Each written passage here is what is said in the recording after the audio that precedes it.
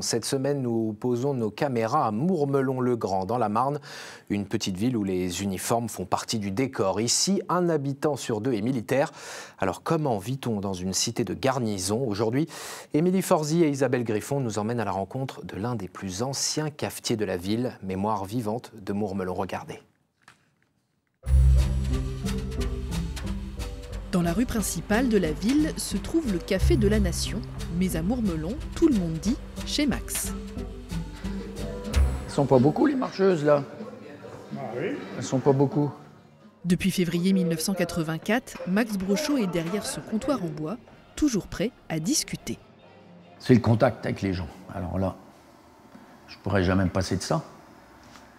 Tout le monde me dit alors la retraite. Je dis ça fait 8 ans que j'y suis, c'est bon.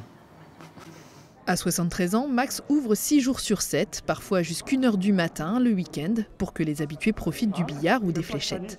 Roger, 90 ans, vient de temps en temps siroter son galopin. Quand vous êtes arrivé, Max vous a servi tout de suite. Il n'a pas besoin de vous demander ce que vous prenez? Ah ben oui, c'est. Ça fait 20 ans que je viens. Alors peut-être pas. Disons une quinzaine d'années que je viens.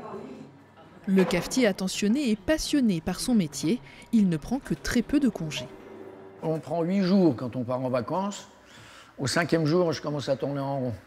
Puis quand on allait au sport d'hiver, ma femme me disait, t'es pas bien quand même. On allait au sport d'hiver 10 jours à Tignes.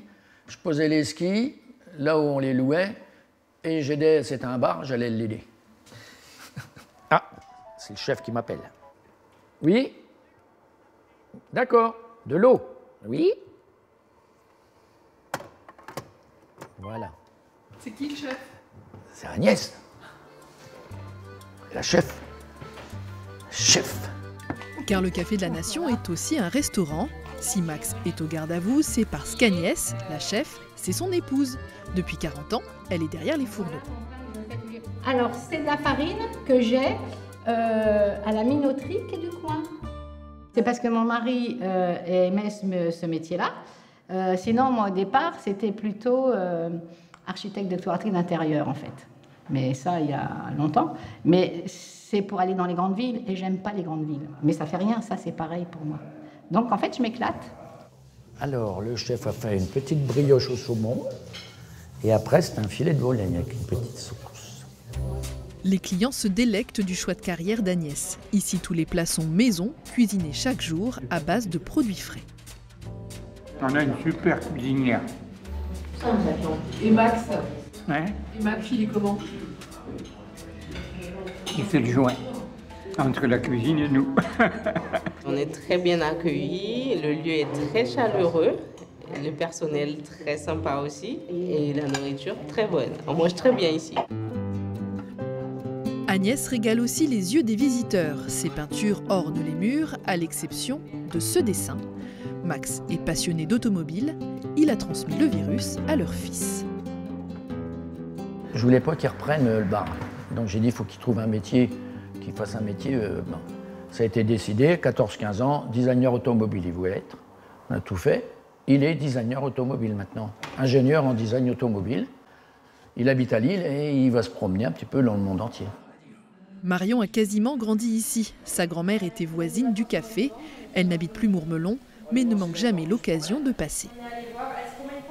C'est plein de souvenirs qu'on a quand on était plus jeune. Et du coup, de le retrouver, ça nous rappelle plein de souvenirs. Il y a des choses qui ont changé ici? Non.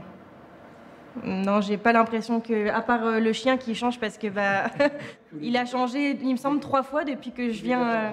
Et puis sinon, non, la déco, les jeux, non, rien n'a changé. Les meubles datent de 1920. Quand Max a repris l'établissement, il l'a conservé dans son jus. Là, c'est en 1937. À cette époque-là, il y avait 20 000 militaires en permanence dans la rue. Dans ces années-là, ils étaient une centaine de bars et restaurants. Il y avait 57 licences 4, très exactement. Et moi, quand je suis arrivé, on était une douzaine. Aujourd'hui, il ne reste plus que 3 bars et 3 restaurants. Max a vu les établissements fermés lorsque le service militaire obligatoire a été suspendu. L'histoire de Mourmelon est intimement liée à celle du camp militaire. C'est ce que nous verrons ensemble demain.